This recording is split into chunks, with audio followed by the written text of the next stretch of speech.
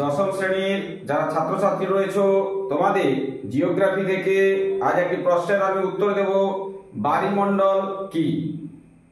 বাড়িমণ্ডল কি বলতে গেলে আমরা আগে বলবো যে বাড়ি কথার অর্থ কি। বাড়ি কথার অর্থ হচ্ছে কি না জল।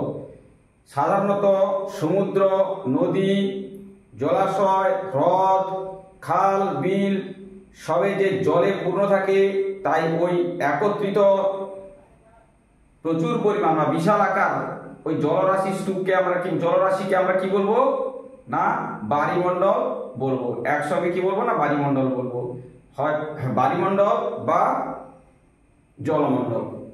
বাড়ি কথার অর্থ আমরা জানি জল।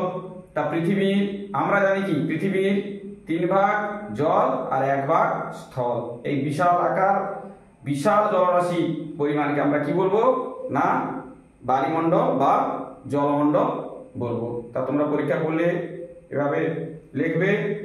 আর যদি বুঝতে তোমাদের কোনো অসুবিধা থাকে তাহলে তোমরা কমেন্ট করবে। আর যদি তোমরা বুঝতে পারো চ্যানেলটা ফলো দিয়ে সাবস্ক্রাইব করে পাশে থাকবে পরের প্রশ্নের উত্তর পাওয়ার জন্য।